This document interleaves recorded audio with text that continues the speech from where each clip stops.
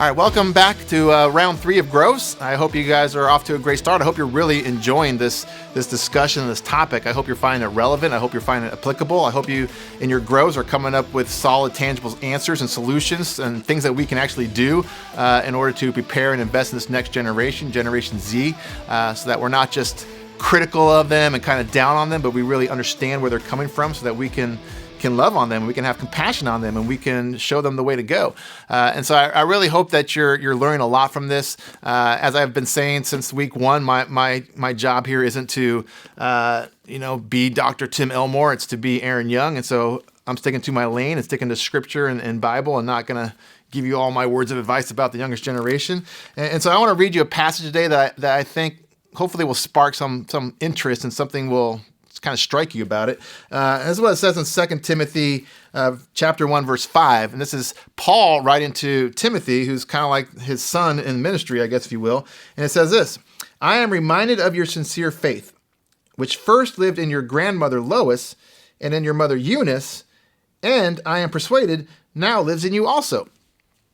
And here's what I really like about this passage. I love this idea because it's kind of this idea of multi-generational faith, and how Paul's saying, look, Timothy, you come from a rich legacy. You come from a rich background.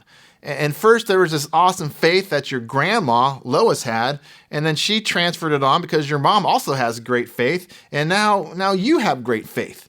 And I just love this idea of this multi-generational passing the baton of faith, and how you see it exemplified in the life of Timothy, but I'm hoping and praying will also be exemplified in each of our lives, that we would have this spiritual legacy where we pass on our faith down the generations. So from Aaron to Bodie and Camden to Capo, and then on to their kids, whatever their names may be, that there would be this multi-generational perspective that I would take as the father.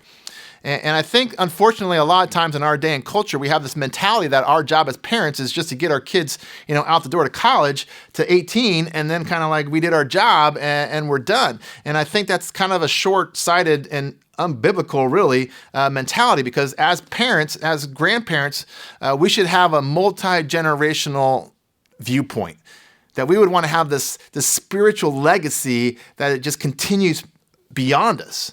That we wouldn't just say, well, my job is only to take care of my kid physically and then make sure they get to adulthood. No, my job it never ends. My job is keeps going, because my role as a father, or my position as a father, that doesn't change.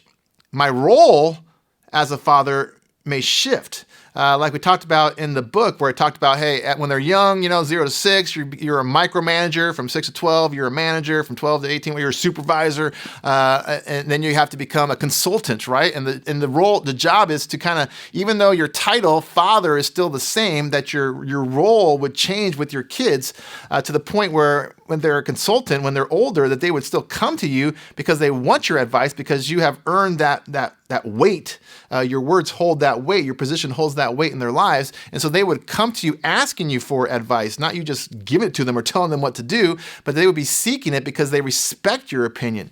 And so I think we need to have this mentality that, hey, I'm in this for the long haul. Like when it comes to my kids, I don't just got to get them through 18. It's like I'm still going to parent them, although differently through time and age, until the day I die. I'm still a parent. I need to have that long-term perspective. And I think one of the things that I find interesting is that I think the goal for us should be that as we get older, I think a lot of times we just end up getting more selfish. But as believers, we should be getting more and more selfless, because we care about more and more about this younger generation. The way I would put it is, I'm secure in my faith. I'm good. I know where I'm going. I know what happens to me at the end of the day. I know what happens to me when I die. And so my concern should no longer be for my best interest. Mine should be, well, what about my kids and my grandkids? What about those generations? Are they good? Are they ready? Are they secure? Is their faith strong enough? And so I should be willing to do whatever it takes for them, because I'm good. And because I'm good, now I want to make sure they're good. not just physically, but spiritually. I want to make sure that they are secure and they are good. And so because of that, I'm willing to make sacrifices. Because of that, I'm willing to do whatever it takes. Because of that, I'm willing to give up certain things for them so that they can become whole. And I guess that's kind of the whole perspective that I want us to have as individuals, but also as a church, is that we would just have that multi-generational legacy always kind of in our hearts and our minds. Like, what am I doing? Yeah, I want church to be for me, but really, what am I doing for them? Because I'm good. I want to make sure they're good because I want to make sure this thing gets passed on. I want to be like Timothy, who's like, he got the grandma, Lois, got Eunice, the mom, and then there's Timothy. I want to have a long-term legacy. And I guess when I think about this, I think for me, honestly, there's some families that I just think of automatically at Rising Church as having that legacy. I think of Greg and Donna Martin, and kind of like, Greg's the patriarch of the family, and Donna's the matriarch of the family, and then you got the kids, and you got that next level, and then you got the grandkids, and it's like Greg and Donna are like overseeing the whole thing, trying to make sure that, hey, that they're good. We're good, but we want to make sure they're good, and so we want to have this multi-generational legacy passed on. And I think there's several other families that you can see that, but I just think of them, first one that comes to mind, and that should be the goal for all of us.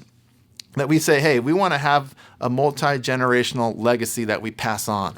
And so that's why it's so important that we understand this youngest generation, Generation Z, not so that, again, we can kind of chew them out and think they're lame, but so that we can go, hey, we want to pass this thing on to them so that we have a true legacy as a church, as a family, as individuals, so that we have passed it on like Lois to Eunice and Eunice to Timothy, that could be said of us as well.